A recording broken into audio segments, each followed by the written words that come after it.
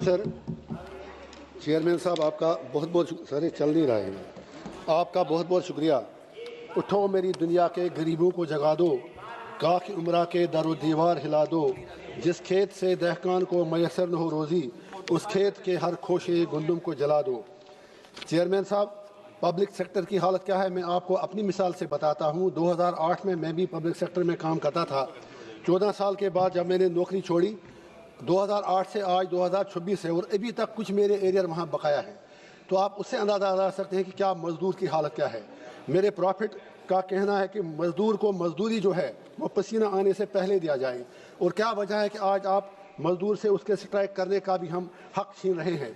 आज जम्मू कश्मीर में आप हैरान हो जाएंगे जानकर कि जो कैजुअल लेबरर्स फैक्ट्रियों में, कारखानों में, महकमों में लगे थे जम्मू कश्मीर में, हज़ारों की तादाद में आज वो हड़ताल नहीं कर रहे हैं। उनके बच्चे आज, जो बच्चों की एज जो 20-22 साल है, जो कैजुअल लेबर वो 50 को क्रॉस कर चुके हैं, लेकिन रेगुलर अभी तक नहीं हो रहे हैं। तो मैं सरकार से गुजारिश करूंगा, आज मिनिस्टर साहब के लिए पॉसिबल नहीं होगा अब इसमें अमेंडमेंट लाना, फ्यूचर के लिए कम से कम एक नेशनल पॉलिसी लाएं, regularisation of casual labourers, daily wagers, चाहे कारखानों में, सरकारी विभागों में, ताकि वो लोग जो दर बदर की ठोकरें खा रहे हैं उनका चूल्हा कम से कम जले।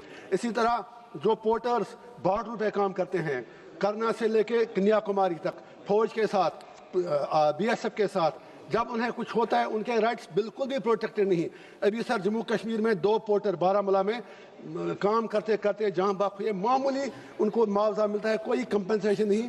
तो हम सरकार से गुजारिश करेंगे कि पोर्टर्स जो हैं उनके राइट्स को प्रोटेक्ट करें जो बॉर्डर पर काम करते हैं। इसी तरह से जो अनस्किल्ड लेबर्स हैं उनके राइट्स का भी मिनिमम वेजेस की यहाँ पर बात हो रही है। 350 में क्या आता है, अगर आप यहाँ ही देखेंगे हमारे पार्लियामेंट के अंदर ही, जब हम बाथरूम में जाते हैं तो जो बेचारे वो मुलाजिम लोग वहाँ पर हैं, जितनी बार वो हर एमपी को सलाम करते हैं उतनी उससे निस्फ तनख्वाह भी उनको नहीं मिलती है। वो भी एक अनऑर्गेनाइज्ड स्ट्रक्चर है।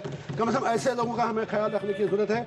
तो मैं ये चाहूँगा, और सबसे बड़ी बात, अगर एक्सीडेंट में कारखाने में कोई मजदूर मिले, कहीं और मिले, लेबर कोर्ट तो हैं लेकिन काम होता नहीं है।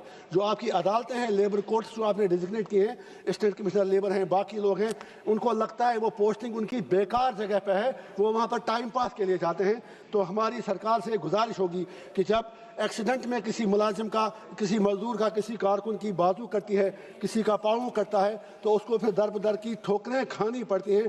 तो मेहरबानी करके उन चीज़ों की तरफ ख्याल दिया जाए। और आखिर पर सरकार से मैं यही गुजारिश करूंगा कि जैसे चंद्रशेखर आज़ाद जी ने ज़बरदस्त बात की, जब यह हमें भी हमारी बात नहीं सुनी जाती तो हम भी वेल में आते हैं।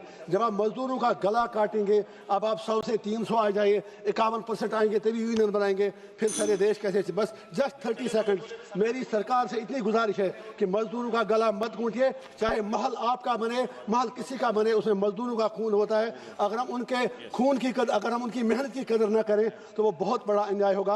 आपका बहुत बहुत शुक्रिया। धन्यवाद जी। माननीय श्री उमेश भाई पटेल।